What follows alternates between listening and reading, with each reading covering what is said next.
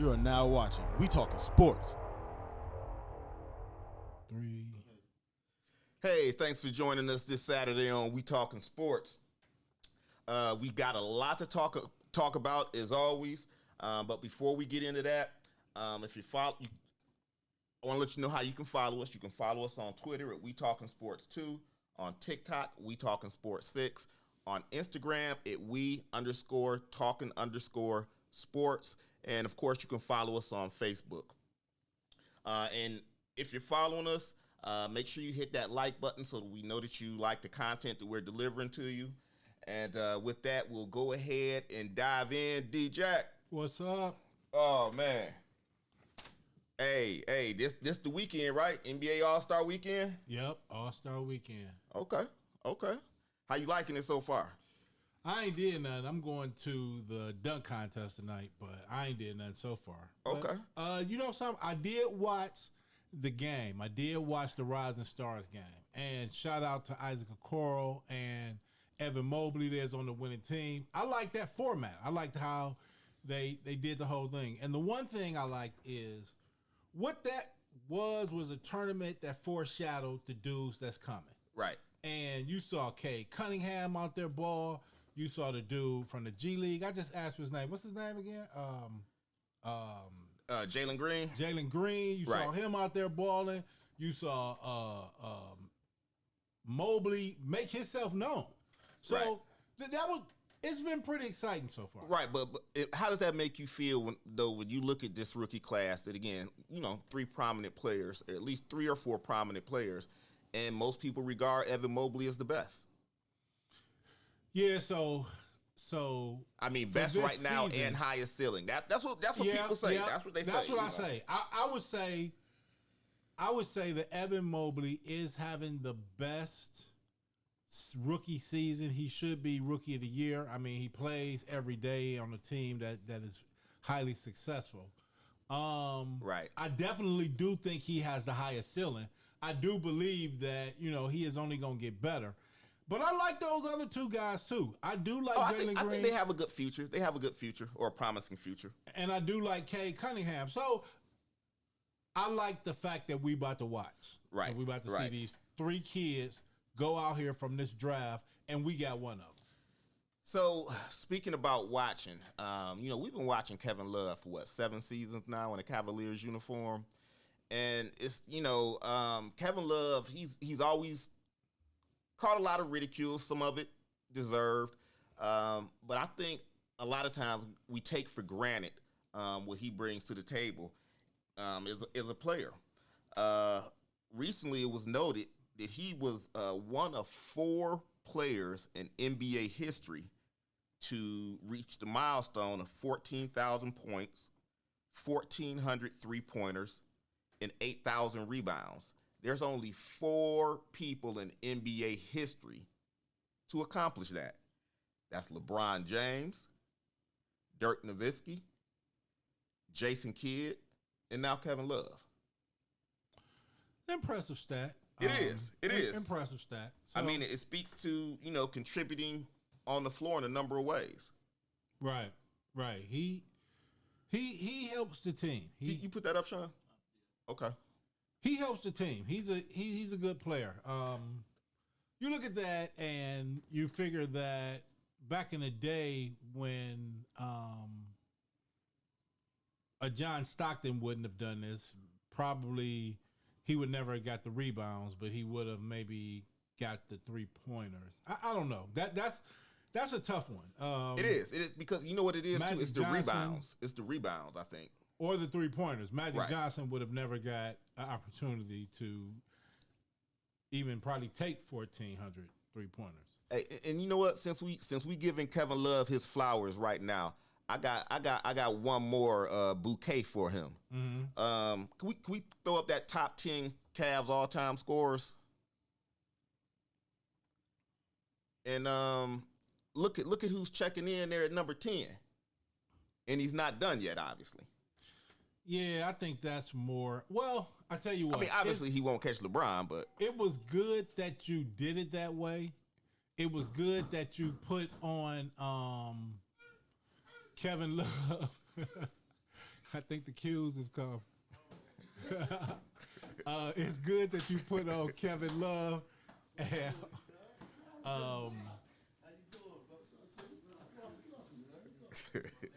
so, bros, we live. We live, bros. I love the cues, but we live. But yeah.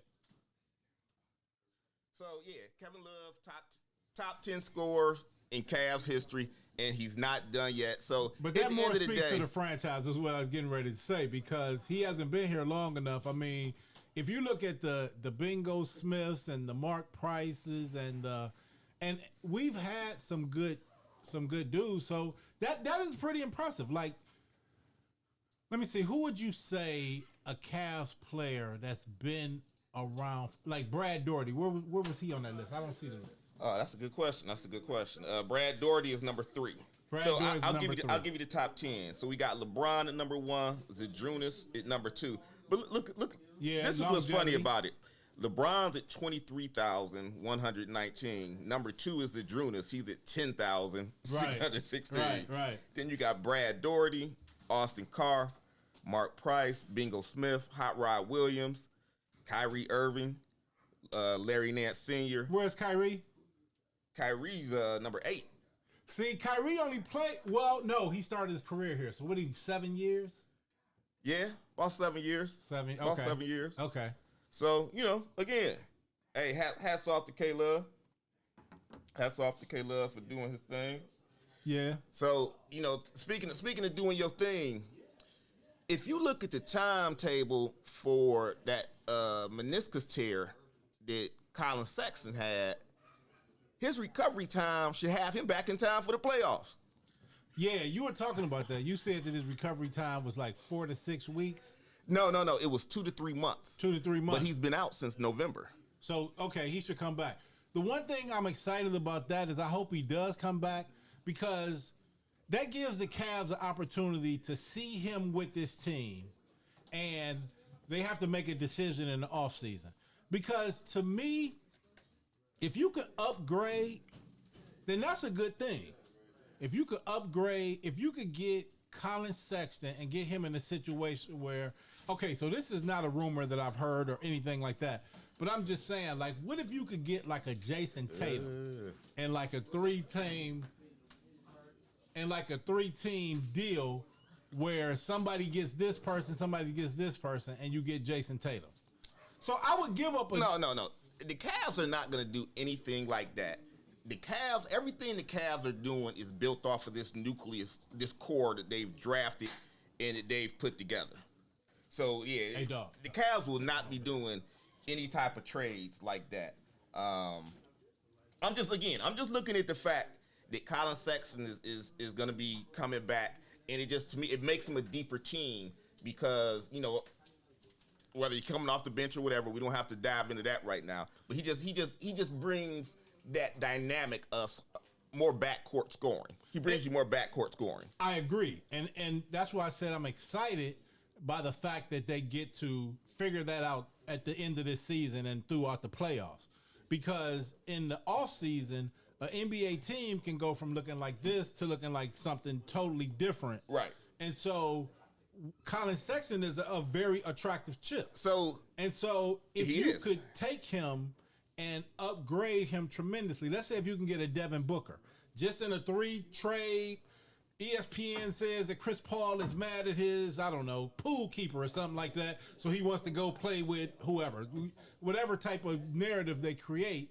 But now the Phoenix Suns is now moving on from Devin Booker's contract. And now you can do something with Colin Sexton in some type of package to get him. To me, that's he's very valuable in that light right now. Well, I see it. I see that because it's house money. I see it as highly unlikely though, because it's to where Sexton is a nice player. Nobody's gonna give their franchise player up for Colin Sexton. No, I'm talking about one of these packages. Okay. So I don't even. That's not even what the Cavs need. Let me tell you something. I'm saying like this. Okay, so let's say James Harden moves, and the whole situation is James Harden and Devin Booker. But you got to have that third team involved. You know what I'm saying? Like, it happens every year, dog. No, dog. The Cavs. Those types of trades the happen. Cavs. That's the how we Cavs, got Jared Allen. The Cavs is not in the business of that. The Cavs is Bro, built that's how off. we got Jared Allen, bro. Another team did that. The Cavs is built off of their core that they've drafted. They're developing them. They're not bringing some diva in from some other team, bro. Because and now pampering to another athlete. Because now Their we're at team the is top built of the mountain, dog. Now we are the Brooklyn Nets now. Look. So when we at first we were the We're team. not the Brooklyn Nets. What I'm saying, you see what I'm saying though. What I'm saying is that now there are teams that just get involved in the trade, and there are teams that's actually part of the trade. And now we'll be one of the teams that's part of the trade. So in order to make this move fit this move, you got to involve that third team. That's all I'm saying. I mean, we got to see. I mean, I know. I just don't see that happen. Basically saying that to me, Colin Sexton does bring that value to this team because it's house money. We got all this way without him. Well, I'll tell you what.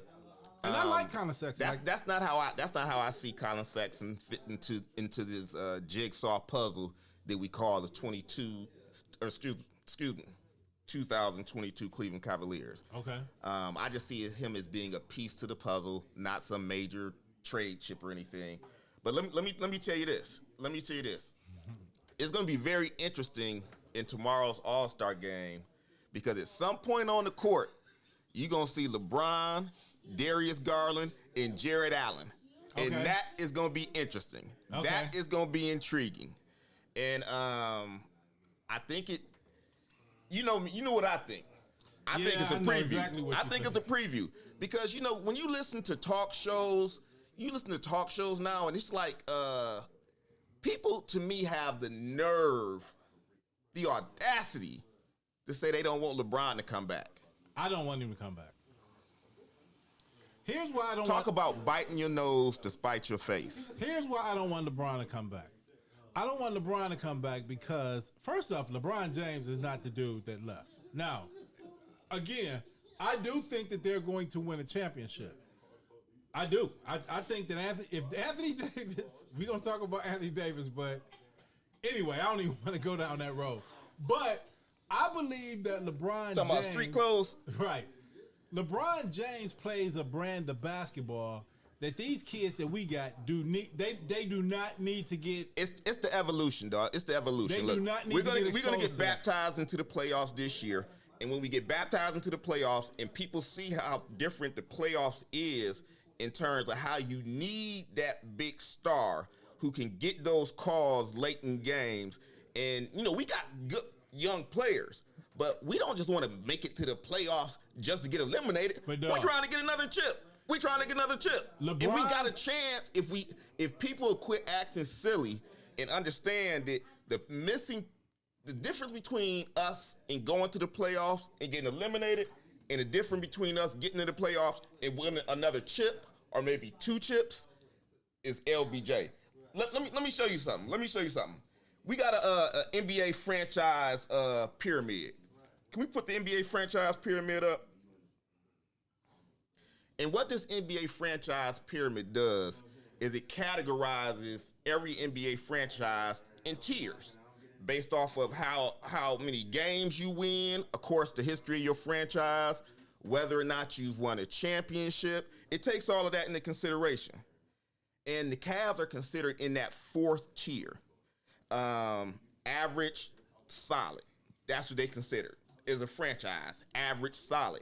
But you got teams or franchises in that fifth tier, like the Indiana Pacers, the Clippers, the Timberwolves, the Pelicans. You know why we not in that tier? Because of LeBron James. If we didn't have that LeBron James era, we would be in that fifth tier of teams that have never won a championship and just a meddling franchise. And check this out. Bring LeBron back. Let us win another chip. And guess what? We move from the fourth tier up to the third tier where we're considered a good franchise because we've won multiple championships. So my thing is, I don't even know why that's important what tier we're in. But here's the thing, though. Because it's about winning championships. And that's why they play this game. Here's what it is, though, dog. Then develop Evan Mobley. Evan Mobley is 7 foot tall. Right now in the NBA, you need a 7-foot tall dude to win the championship. Oh. You need a Giannis. You need an Embiid. You need an Anthony Davis. One of the things. Dog, let me talk for a minute. You need one of those things, and you got one.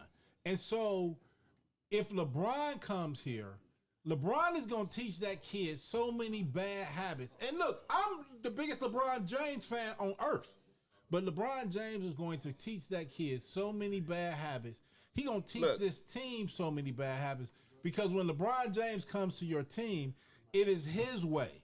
And we don't need that type of basketball from a 38-year-old dude. And I love him. I mean, no, LeBron, it would be a great story. LeBron know what it is now. LeBron know what it is. LeBron LeBron can come back now, and he could play, not come off the bench because he is still LeBron James. But he could play Kevin Love type minutes where he played 24, 25 minutes. Why would he do that, bro? Hold on, listen. He could play 24, 25 minutes, score 26, 27 points in that 24, 25 minutes, and we can win games, and he can continue his legacy of going to championships and have an opportunity to win rings. Versus messing around in L.A.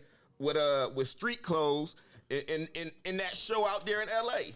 They trying to get into the play-in game. Bruh. They trying to get into the play-in tournament. Bruh, just like me, you have seen LeBron James since he was in the 10th grade. He has never, since the 10th grade, this dude is 37. You've seen him just like me at Akron St. Vincent St. Mary High School. He has never done what you are talking about. Which is what? Because he's never been 38. He's never been a dude. He's never been 38. Hog the ball all the time. He's never been 38. He's never been 38. He was 37. He's never been 38. He been 37, right? He been 37. So to me, bruh, here's the thing, and LeBron James is not coming back here. LeBron James went to LA for a reason. So when it came down to the Super Bowl, out of everybody that did not play in the game, LeBron James was the biggest story because that's why he's in LA. That's what he won. So, and I'm not mad at him. Hey, God bless you.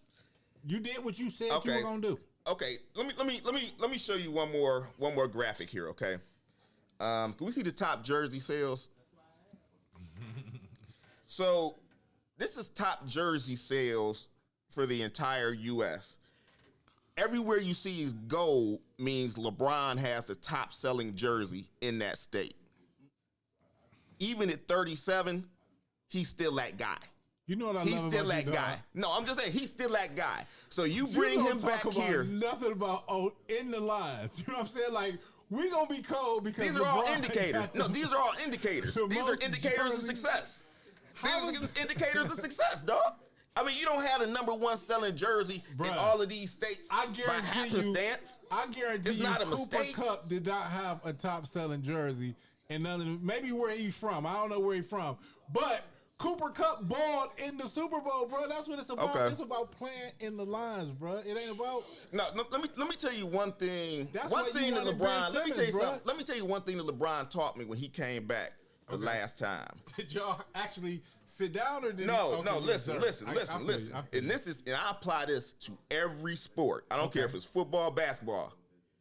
When you have a window, your window is now. You don't say I got 2 years or we got 3 years or they young or we got them for 5 years. You don't do that. When you good, you push your chips to the middle of the table and you try and you close the deal because you never know what's gonna happen. There's injuries. People become disgruntled and force trades. You never know what's going to happen in the landscape of professional sports. So when you're in a position to win, you do what you can to win then. Can I say this, That's dog? what you do.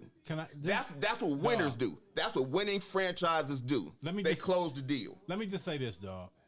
Okay, remember when we got LeBron James? We was not push your chips to the middle point at that. You talking about the first time we got him? When we drafted. We wasn't at that first. Now, that's why he bounced. Finish, dog. Just let me finish. Now, just imagine if you had LeBron James and you had this team right here.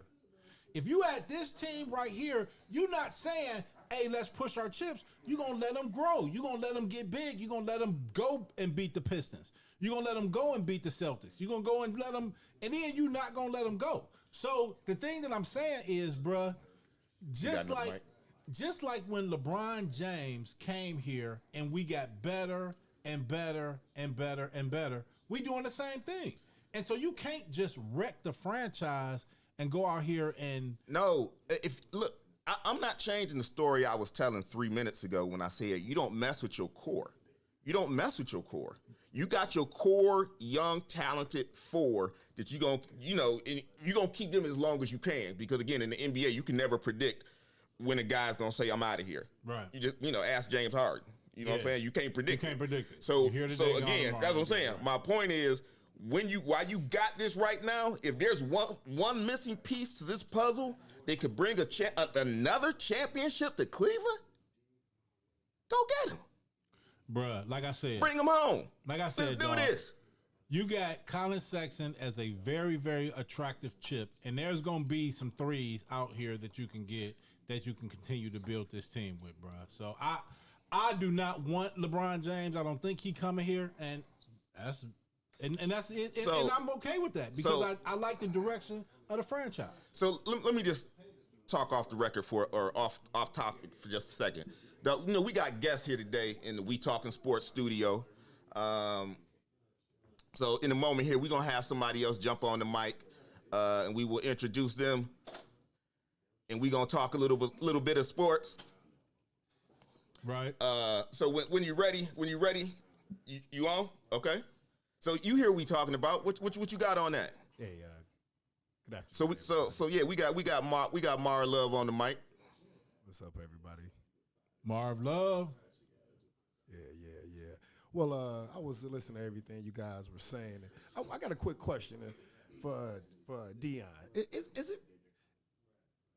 It's personal for you, I think sounds like, because I'm just saying it's personal because from a basketball optics, LeBron James is arguably the greatest player ever. Yeah. He's not just the greatest scorer, because he's not that. That's Michael Jordan. But LeBron James is the smartest, the greatest passer, he gets the most out of every individual. Now, he does box people in, and I understand your point where you're saying bad habits, because he boxes people in certain roles when he plays on that team. But that's all that's a learning curve they have to learn how to play as a team. These young guys nowadays are not fundamentally sound to the point where they can just be all freelance and just playing, one-on-one basketball. They need to play more team-oriented basketball. So you would be for LeBron coming back? Of course, that like Sean was saying, I believe that's the missing piece. That's right, because see, and again, our fan base, I think overall our fan base, even what we went through in terms of all those finals experiences, I don't think they appreciate how hard it is to win in the playoffs. Right. It's a different ball game. The game is more physical. These guys, they're 7-game series, so they know all your moves. It's matchup issues, and it's just like, and again, I don't want us to lose in the playoffs. I wish we could win it all this year, but realistically, I know we're going to have to learn some lessons this year. And you bring LeBron back because people take it for granted, man, because LeBron came and we went from a team that didn't even make the playoffs to a team that was in the NBA Finals. So they think getting into the, a lot of fans think getting into the playoffs is just a snap and you just breeze through it. Oh, we're a good team and, we've got this person. No, it don't work like that. You need that dude. I do agree. I do agree with that. I do agree that this young team does need that dude that can show them, hey, this is the next level baskiball. And it's still confidence in them. Nobody better in that. It's still confidence in them. In that, but my only thing is, we talking about 38 though. And 25 minutes a night, baby. Say my last thing. Give me 25 minutes. Let me say this too, dog. Do I think LeBron James has the ability to do it? Yeah, I think LeBron James has the ability to do anything. I think he has the ability to play center and be a top 5 center. Or play point guard or be the leader or coach. I do believe that. But what I don't believe is I don't believe that the dudes that we see right now I don't believe the dude that we see right now is one of the top 7 basketball players in the league. Oh. I don't think he's one of the top 7 basketball players in the league. Okay, this guy is arguably he's arguably in the MVP race right now. True. Right now, he's averaging at his old age of 48, 58, whatever he is right now. He's averaging the highest he's ever averaged in his career at 27.8 games points a game. With the highest efficiency rate he's ever had. A lot of free throws. Let me say this. Let me just say this. I truly think you guys are underestimating LeBron's ability to adapt. LeBron has yet to. I've never seen him adapt. He's adapting now. They losing, but he's doing this because he has to. Exactly. He's doing this because he has to. This is a different style of LeBron. Exactly. You're not comfortable with it because you haven't seen him win with it because this is a new version of him. How frustrated LeBron be looking. But he's taking it to the rack. He's posting up. He's not shooting as many threes, or he's not dribbling a lot and turning it over like he did before. No, he's doing all 3 of them things. He's shooting a lot of threes. At a higher clip, at a higher percentage. At a higher percentage. This is the best he's ever been offensively. This is the best he's ever been offensively. Ever. Right. And you're telling me with some, let's say at 30, so 39, with minutes reduced, he can't come in and close for us? Right. Exactly. So like I said, start off the game. So I said, let these young boys run up and down the court, right? Our mojo, be that coach on the field like Rondo and everything. Get us into our stuff, and he's always a matchup problem for anybody because he's a point center almost. So then let him get his rest throughout the game, keep his legs fresh, keep him, get him in 7 spurts. He can do that for another 4 years. Exactly. And with the team that we have, with the Darius Garland, who I think is who's really better than Kyrie Irving overall. That's what I'm saying. Overall, Darius Garland's he's gonna be great. He's gonna be great. He's a better floor general though. Exactly. He's a better floor general. He sees the floor. He sees the floor. Man, let the dude play for a couple of years, y'all. Y'all, you can't put a dude. And look at some of the assists that he gives. Kyrie's plus minus percentage his first 2 or 3 years. Shoot, look at Kyrie's winning percentage. It's ridiculous compared to Garland. Right. Garland's an R-star. Man. Without I like Darius Garland. Hey, and Darius Garland, 3rd year, he's leading the Cavs to the playoffs. Kyrie Irving was here for 7 years and didn't even lead the Cavs. Didn't take the Cavs to the playoffs till LeBron came back. Wasn't that more of a situation? Kyrie's second best player. No, you the point guard. You the point guard. If anybody can turn it around, if anybody can turn it around, but it wasn't even close to making the playoffs. If anybody can turn it around, you can because you're the point guard. You got the ball in your hands all the time. Darius Garland controls the game and the flow of the game when he has the ball. You can give somebody credit without knocking somebody else down. Kyrie is one of the best basketball now. Unfortunately, he's one of the most talented. He's one of the most talented. So Darius Garland ain't got there yet. Like Darius Garland already has a better floor game than Kyrie. He already has a better floor game. Dog, Darius Garland is in the Trae Young category. Kyrie is higher than them. Kyrie got a championship. Kyrie hit the best shot in the history of Cleveland sports. Not football, basketball, all sports.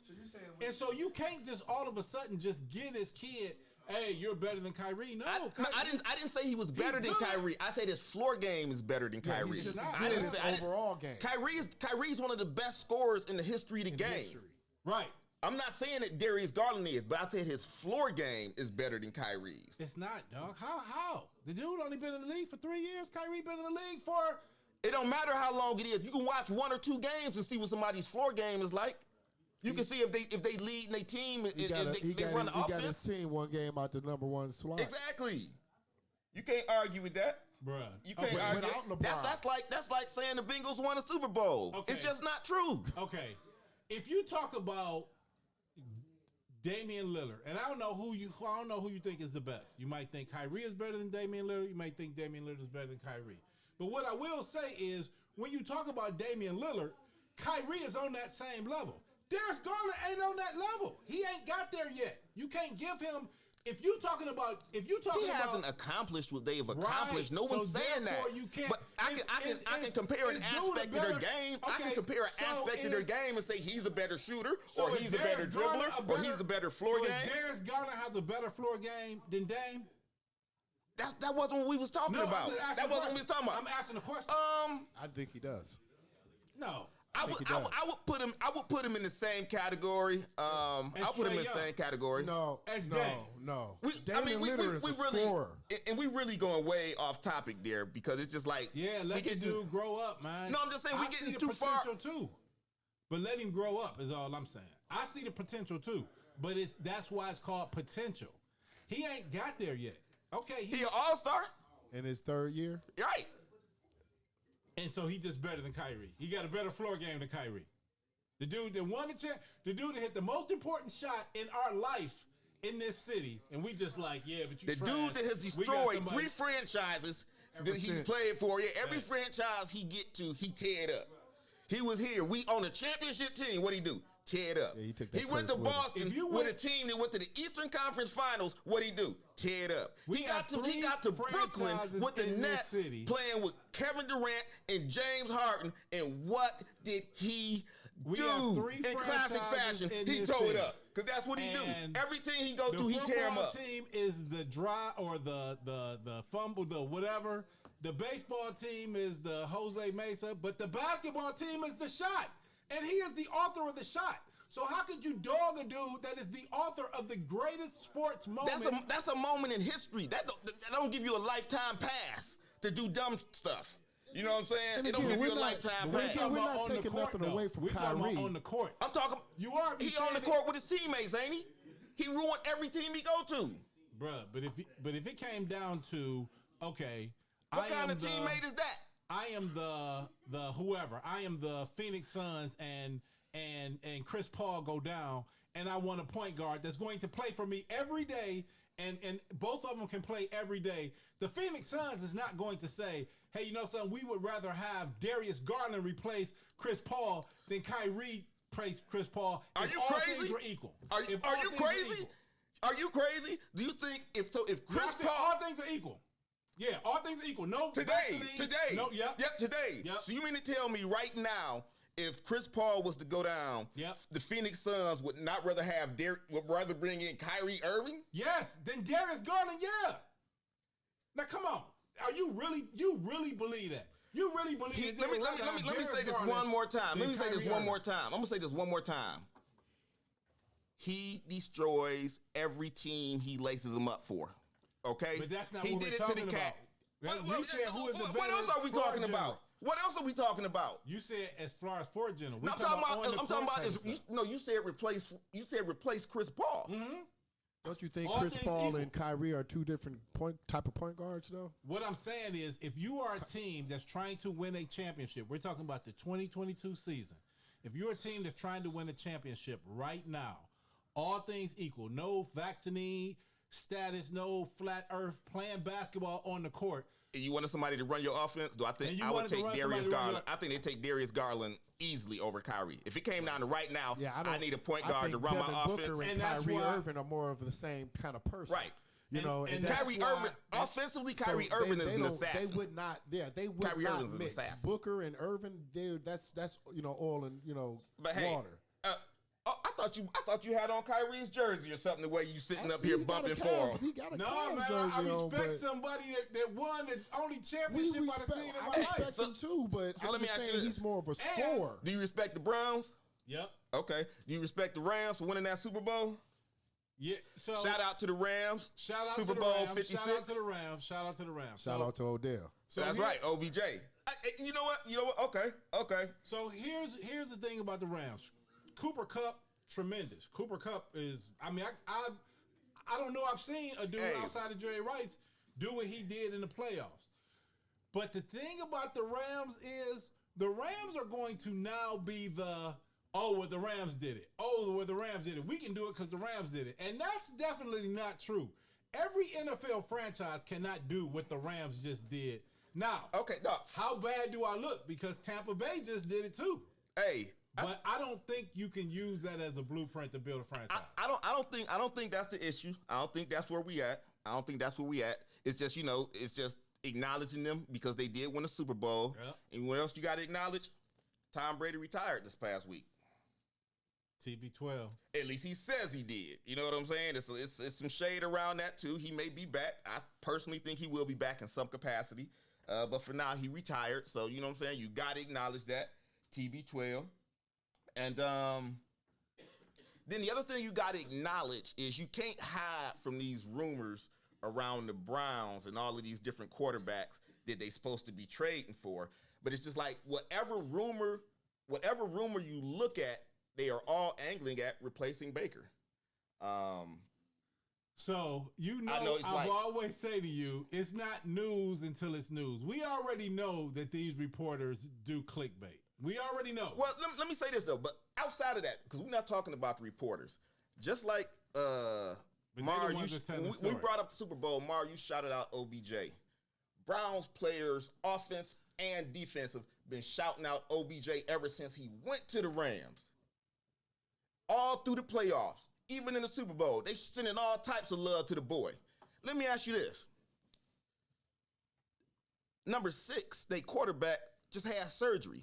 Has anybody sent him a shout out and said, get well soon, or see you in OTAs, speedy recovery, buddy? There they go. You heard anything like that? There they go. I'm going to tell you, I saw 2 tweets. One was from Wyatt Teller, the right guard, and the other one was from Wyatt Teller's wife. So that's what your teammates think of you. That is what your teammates think of you. They're busy congratulating Odell, and they don't even care that you just had surgery. Bruh. That speaks volumes. That speaks volumes. If it was last year, then they would have. It's because y'all. It's because why it got to be last year? He had surgery this year. Bro, he had surgery a few weeks ago. The climate right now around Cleveland is Baker Mayfield is the enemy, and I don't know why, but it is. The dude was hurt. But my only point that I'm making with this whole Baker Mayfield thing is, bruh, the dude is good. First off, the dude is good. He was good last year at this particular time, and he's still the same dude. He was just injured. But the thing is, why wreck your franchise? That's not wrecking the franchise. That's not. Look, so okay, so there's rumors. There's rumors, okay? And we can't run from these rumors. So tell me if these rumors, are they upgrades or are we trying to wreck the franchise? So the newest one I heard is us trading Baker and a #1 pick to the Cardinals for Kyler Murray. Upgrade. Is that an upgrade? Is that an upgrade? Upgrade not gonna happen. Okay. I like it too. I think it's an upgrade too. Another one is the Aaron Rodgers. Now, I don't know if you heard it, but Aaron Rodgers was spotted in Columbus over the past few days, hanging out with A.J. Hawk. And there were rumors that while he was in Columbus, he was meeting with the Browns. They rumors. I didn't make them up. I don't make this stuff up. You know what I'm saying? I'm just talking about it. I'm just talking about it. Okay. Is that an upgrade? Bro, that's not even worth. That's not an upgrade. That's a dream come true. It's an upgrade, but that's not gonna happen. So okay. And the other one is the Deshaun Watson rumors. And this is an important time for Deshaun Watson because this week he's actually being deposed for the first time to get his side of what's going on with these cases. And with that, the DA is going to make the decision on whether or not they're going to criminally pursue charges against him. Dog, all I'm saying is this, bro. I want to hear it from them. Okay, you got video of them. No, I don't have the video, but I do have audio, okay? You got them. I do. Listen. You got them. I do have, and at this point, it is unconfirmed, but I do have an audio clip of... I'm serious. My sources provided me an audio clip of when Deshaun Watson and his agent met with the owner of the Houston Texans, and he demanded a trade. And this is, again, it is unconfirmed, but this is brand new audio, unheard. You're hearing it here for the first time on We Talkin Sports. Yeah, I've been thinking I don't really like the way things is going with this franchise. And at this point, I don't even want to play for the Houston Texans no more. I just want you to trade me. Oh, you motherfuckers. Okay. All right. I'm putting cases on all you bitches. Huh? You think you can do this shit? Deshaun! You think you can do this to me? You motherfuckers will be playing basketball in Pelican Bay when I get finished with you. Well, Stephen Ross's Miami I mean, not Stephen Ross. Whatever the owner name is, and I know it sounded a little bit. He kind of sound like Alonzo a little bit. He did sound like Alonzo. Hey, I don't know, but look what happened. That's unconfirmed report, bro. That's enough for me. Hey, that sounded authentic to me, though. It sounded authentic to me, yeah. I mean, that was a situation. He did put cases on him. Yeah, 2 weeks later, Deshaun Watson had 22 cases. Hey, bro. Okay. So I guess you got to roll with it. I guess you got to roll with it. The real though, but I'm saying, but with that, this is a big week for Deshaun Watson, right. And I really do believe the Browns have the inside track on acquiring him because this is what I love about you. This is your story. Hey, Mary Kay Cabot do it all the time. Mary Kay Cabot do it all the time. She get an idea in her head. Somebody better give Sean Robinson. She get an idea. She get an idea in her head, and she wrote, "Look. Tell us why it's gonna happen. Bro. If you the Houston Texans, and again, you got this quarterback that you got to get rid of. We got a quarterback we trying to get rid of. Our quarterback is from Texas." So you will have absolutely no trouble selling this and spinning this to your fan base. If it happens, they better give you credit, bro, because you said this. You way in front of the game. Right. But here's the thing about Deshaun Watson being serious. Deshaun Watson's cases are not a class action suit, which means that Deshaun Watson is going to have to settle each one of those 22 cases. Well, just hear me out, dog. He's going to have to settle each one of those cases before he can suit up. Now, Roger Goodell has no problem saying, hey, you are on the exempt list. They didn't put him on the exempt list last year. They're leaving the exempt list option open.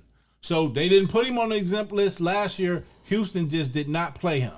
And so now 22 people are going to have civil suits against them. Is their motives money?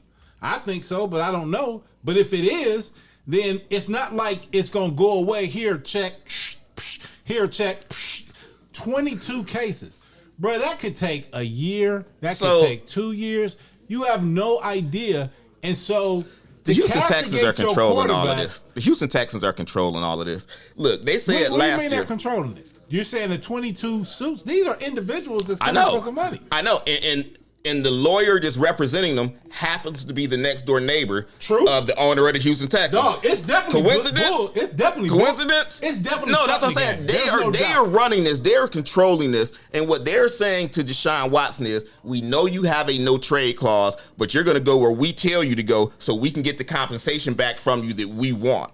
So you're saying that that's a good thing for them getting him in Cleveland because now they can send him whoever has the best or whatever makes the best sense for them. Exactly. And getting Baker down there makes the best sense for them is exactly. Your angle. Okay. Exactly. Bro, I'm telling you, when it happens, they better, instead of having a picture of Deshaun Watson, they better have you in the picture too, bro.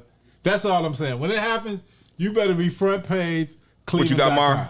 Well, I said a couple of years ago we should have packaged both Baker and Odell and sent them for Deshaun when the first problem started happening, but that's never here or there. But question, has the commissioner ever put anybody on an exempt list that has not been criminally charged? Yes, they have. Yeah. Yes, he has. He did Antonio Brown like that.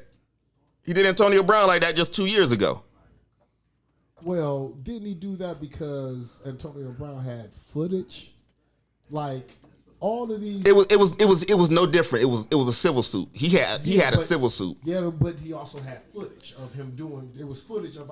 Is what I'm trying to say is this: I have never known a case where the commissioner put someone on the exempt list where it wasn't high profile.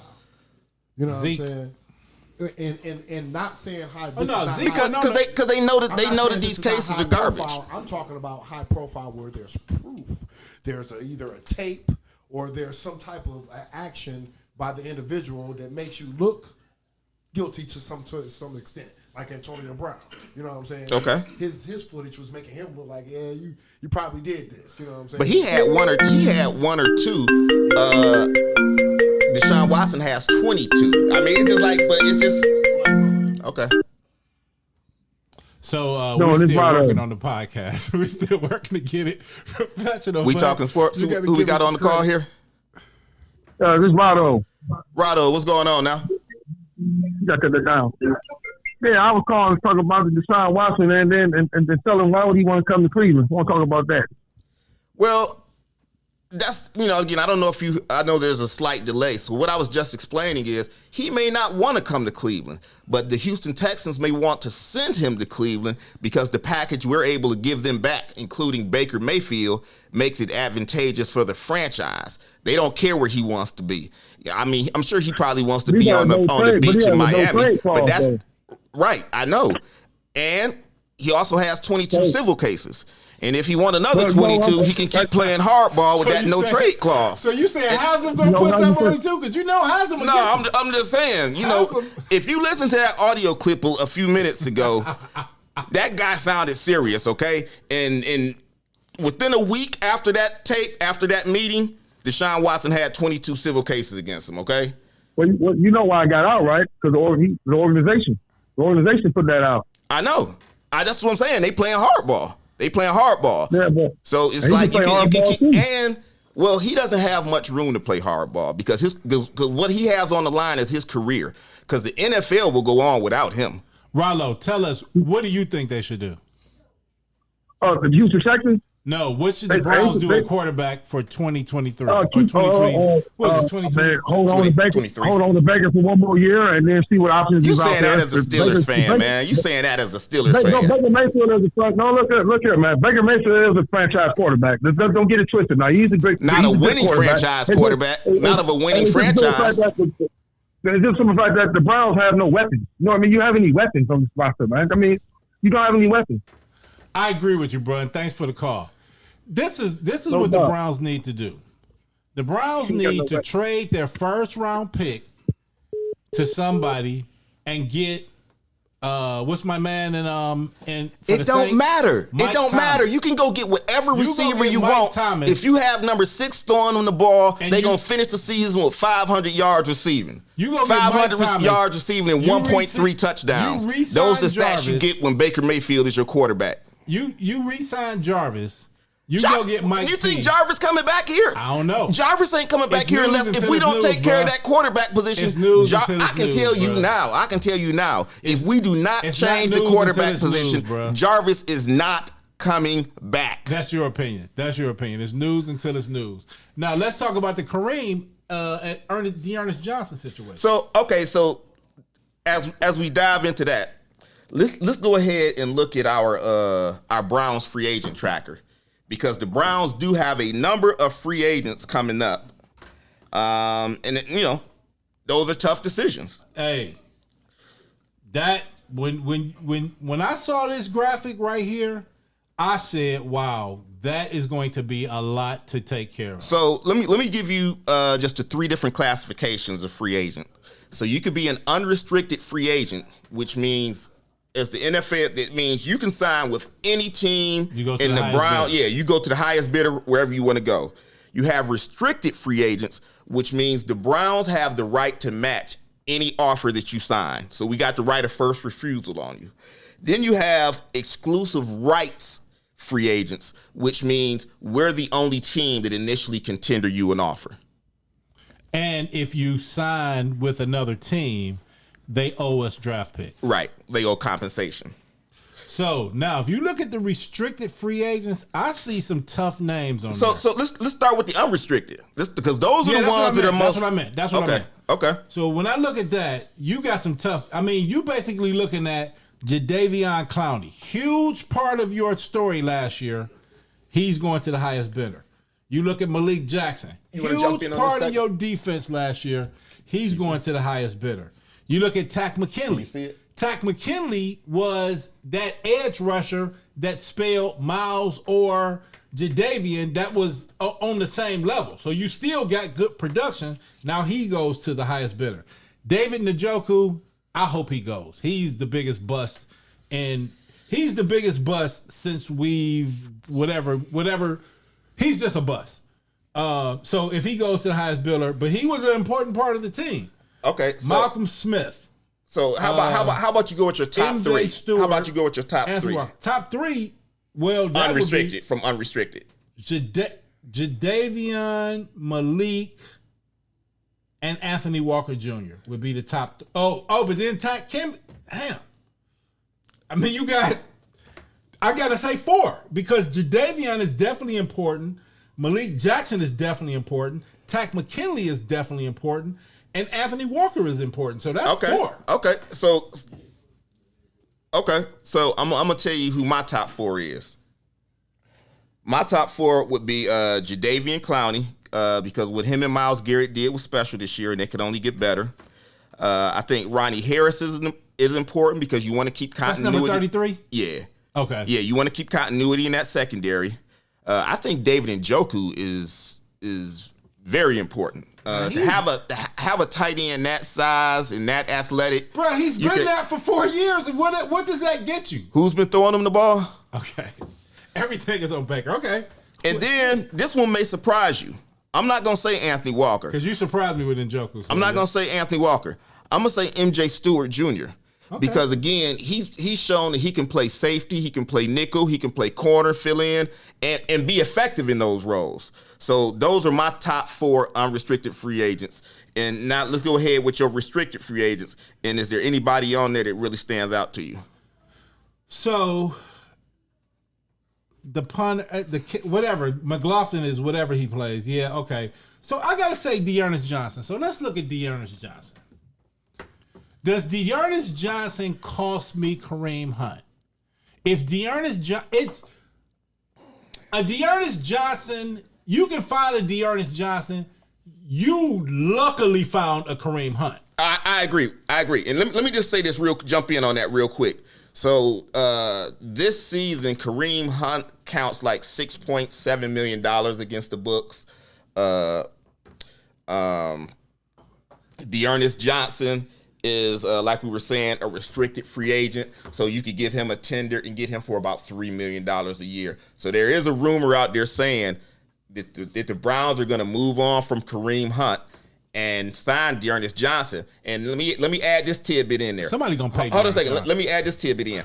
Part of the reason that they're thinking the organization may be ready to move on from Kareem is because his father has been vocal about the offensive shortcomings and, about Baker.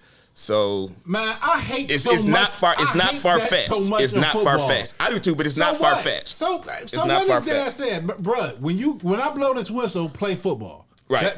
Okay, so regardless of what your dad said. To me, I think Dearness Johnson, so let's pick one out of there? Yeah, I think Dearness Johnson's the only restricted free agent that we have that matters. And you can even argue. You love Port Augusta, though. He was cool, but you can even argue, as long as we got Jadeveon, I ain't worried about that. Okay. But you can even argue how important Dearness Johnson is. And don't get me wrong, I like Dearness Johnson. I think he's a good running back. But it's like you can grab a lot of young running backs, off the scrap heap and let them practice with this offensive line, let them stay on this team for a year, and they can be effective running the ball too. Again, I'm not trying to dog Dearness, but he is in a situation where he's running behind a good line. So, having said that, there's no way I'm letting Kareem Hunt go and keeping Dearness Johnson. That's my opinion. You got something on this, Gert? Yeah. I just wanted to say, a lot of attention has been towards the players and things, but, me being a true Browns fan, a true Browns fan, I like Baker, I like them all. Y'all got a lot of things to say, but... As far as the team, the Browns, there's definitely been something going on that ain't working. As far as, and we haven't addressed, or you guys haven't addressed, the coaching situation, as far as all of these losses that we've had, and what's in the course now, I guess. So how you feel about the coach? I blame Baker. Do you blame the coach or do you blame the quarterback? I blame Baker, and I don't buy that injury stuff. I'm thinking it goes more towards the owner, the coach, and the things that they're. Are you trying to say that? When you say when you say the owner, are you trying to say that the owner is tanking like Miami Dolphins, or are you agreeing with? I don't even want to say agreeing with Hugh because he moonwalked back on everything he said. So I ain't anybody getting to that. Yeah, we don't have to. We don't have to. But he definitely moonwalked on what his initial statements. But you put the Browns' problems on who? The whole organization is what you said? Yes. top to bottom. Because Top that's to where bottom. the decisions come from. The decision of where the Browns going, it comes from everybody wants a championship, but how you gonna get it? And it comes to that person making the decision. Hey, do this, do that. See if it works. Just don't bring it back on me. So I cannot say that I disagree with that. I cannot say that I disagree with that. I think it's more of the city, the fans, led by the media. I think that, and to me, you can take a snapshot right now. You can take a snapshot at this second, and you could use this snapshot throughout all the seasons of the past. Right now, at this moment, we are saying we drafted a quarterback. Now we went 1-31. We went 1-15 and 0-16 in order to get Myles Garrett, in order to get Baker Mayfield. We got Denzel, we got Njoku, and all this, do this. And so now we're about to scrap that whole plan and say, hey, there is a quarterback with 22 civil law cases that has to settle every one, because we know we ain't getting Russ. Russ probably ain't even leaving. We know we ain't getting Aaron Rodgers. He probably ain't leaving. So the only one more quarterback is better than Baker Mayfield that's out there, and that is Deshaun Watson.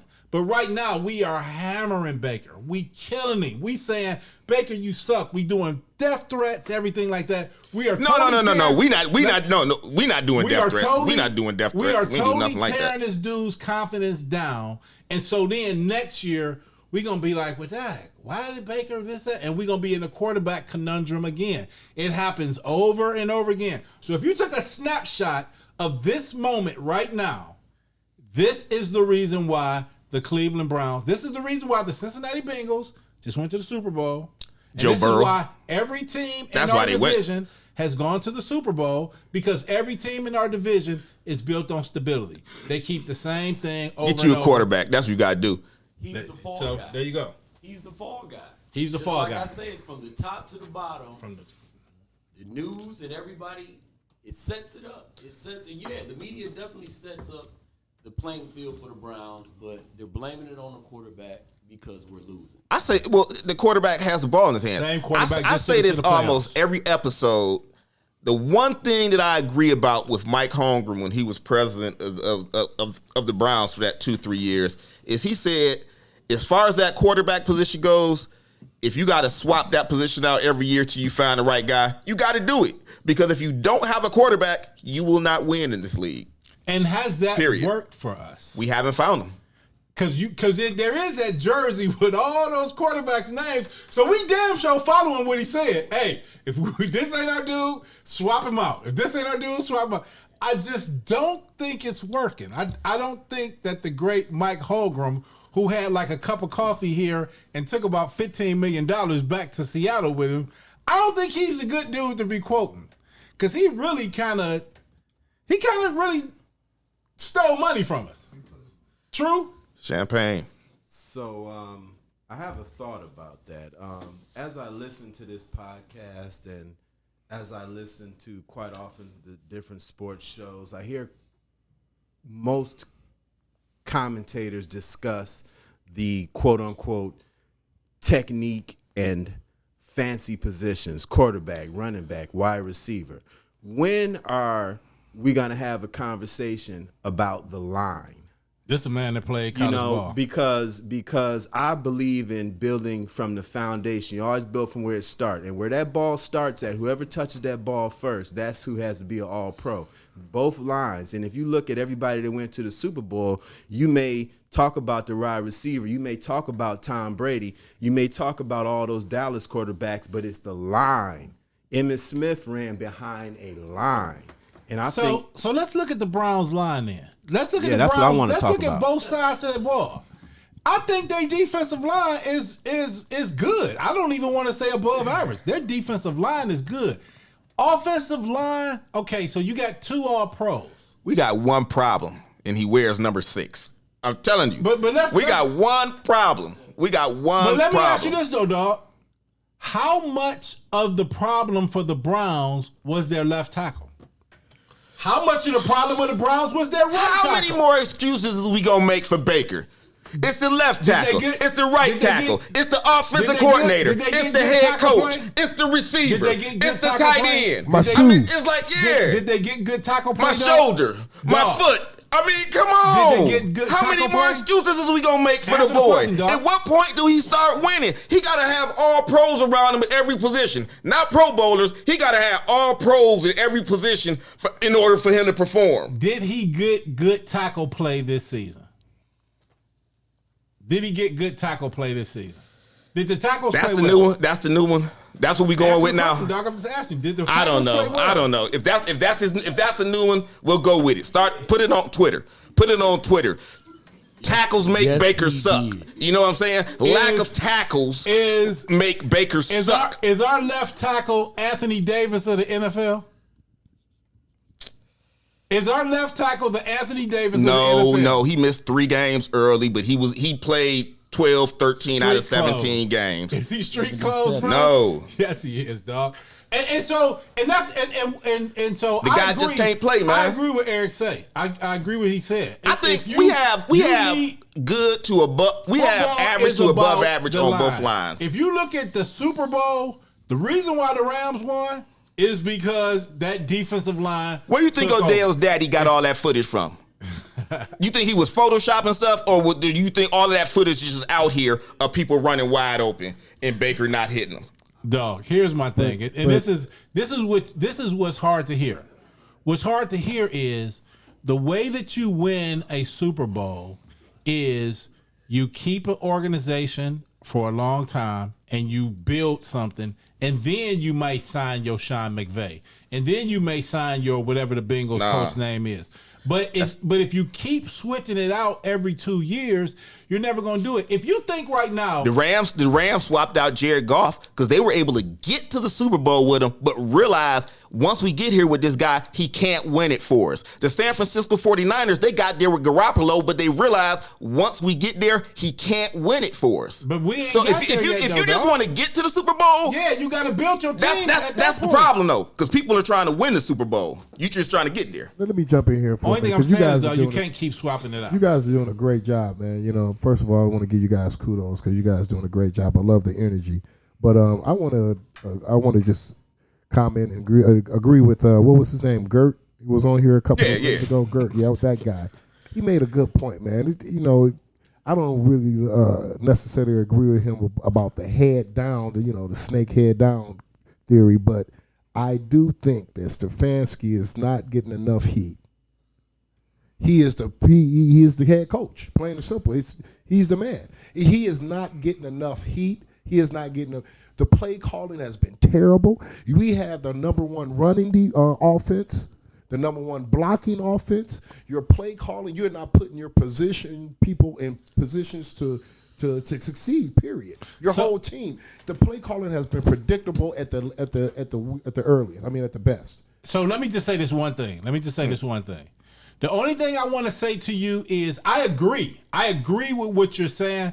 The only thing you got to say is this is only his second year. Cincinnati Bengals only won 7 games in their first 2 years. Was this Deion talking? And so that's the only thing I'm saying. Only thing I'm just saying is that I agree. But Stefanski has to learn, and it's a learning curve. You don't just step on a football field and dominate. You got to learn. You got to look at your own film. So I agree.